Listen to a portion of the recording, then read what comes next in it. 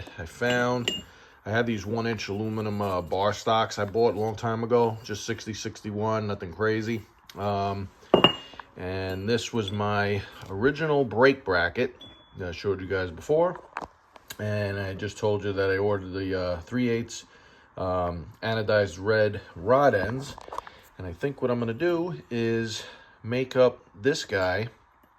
Not sure what I'm going to go with for a diameter yet. I might put like a couple of slots, maybe like 3 slots on the corners and then knurls in the middle. You know, just try to like doll it up a little.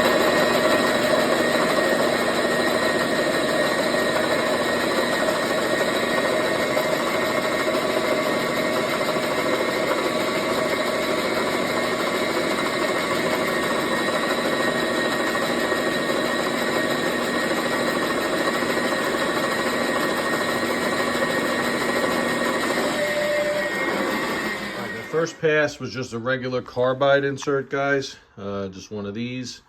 I definitely could sharpen it a bit, but I put in this replaceable insert tool that I have. I have no idea the grade or anything like that, but it seems to be leaving a much nicer finish on here. This was a pretty heavy pass, and I do have some chatter, but it's much smoother than it was. So I'm going to try to bring it down to the final size with this guy.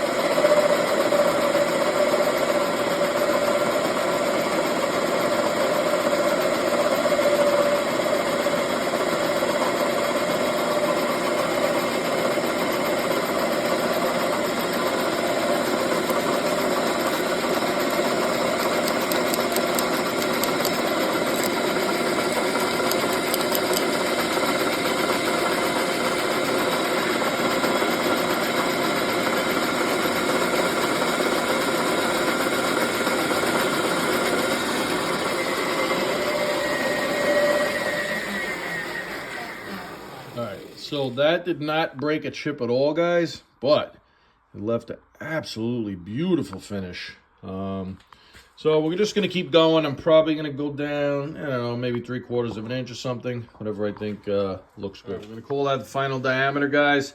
I'm going to put a little bit of a taper on each end, and then I think I'm going to do 3 notches. Just about the thickness of the knurling tool that I have right there. So it'll be notch, knurl, notch, knurl, notch at the end. So 2 knurls, 3 notches on each end, and a taper. So now I loosened up the top of the cross slide here, compound, whatever all this junk is called. You guys can definitely not see that, I don't think. Maybe you can, actually. So there's 0. I'm probably going to go like maybe 30 degrees, something like that. That might be too steep. Let's go back.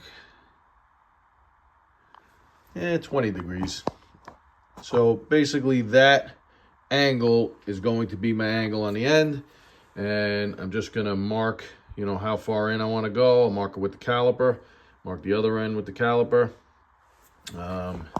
Should be good. All right, we're gonna call that good, guys. I ended up switching the taper again, and as you guys know, I always change my mind. I went back to 10 degrees. So 10 degrees I thought was perfect. It's just kind of subtle at the end, and it'll taper down to the jam nut, you know, on the rod end.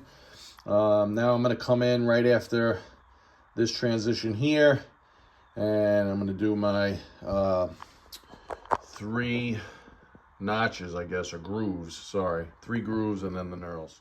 All right, made my first slot, guys. I went 50 thousandths deep, which just seemed like it was easy to remember, to be honest. And then now what I did was I just basically measured the thickness of my knurl, and I'm coming across that same thickness. I'm going to scribe a line, you know, onto the Sharpie, and then I'll bring in my my parting tool to make another groove.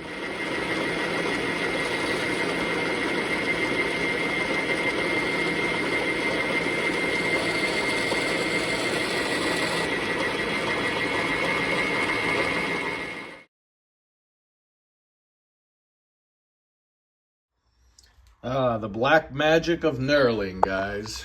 So, obviously this is a cheap junk Chinese knurling tool. I had said years ago I was going to try to take this off and see if I could maybe build this up with some weld and fit it back tighter, but, you know, still haven't done it. So anyway, I have to try to, like, figure out how this is going to push back. So what I do is I angle it a little bit that way, and then as it goes into the work, it kind of pulls back to being straight once it pushes. Anyway, I don't have that lined up anymore. The interesting thing here is that I went in and marked on my dial, you know, where I touched. Let's say I touched on the 20, right? And then I put the same amount of thousandths of an inch pressure inward, if that makes sense. So let's say I did 10, right? I formed the knurl, went in 10, and then came back out. This one to me looks great. I did this one exactly the same, and it's like a finer knurl. There we go. So this one's fine. This one to me looks great. I really love this one. But anyway, I'm going to part this off, flip it around, and then get started on the other side.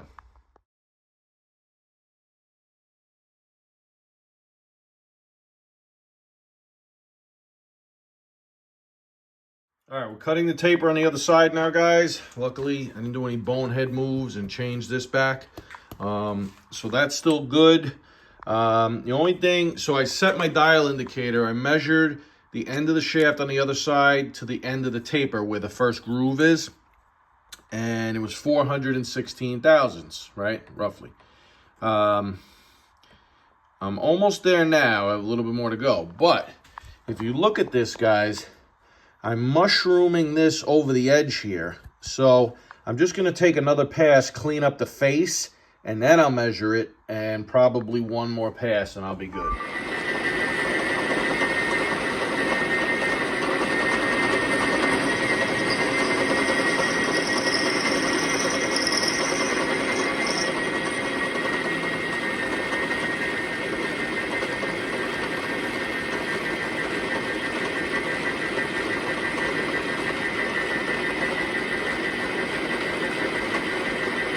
Now we bring the parting tool right to the edge here, and then I'll start spinning the lathe. I'll just touch off barely, see what it's at, and then I'm going to go in 50 thousandths like I did in all the other ones.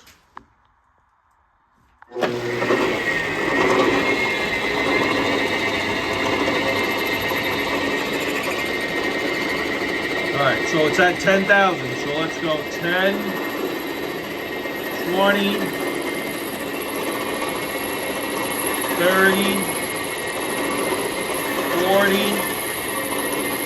50, and we'll let it just cut a couple seconds more, and then back it out.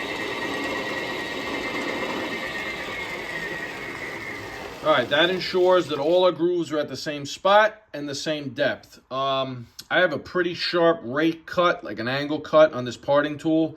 What that does is that helps when you get to the center of a part.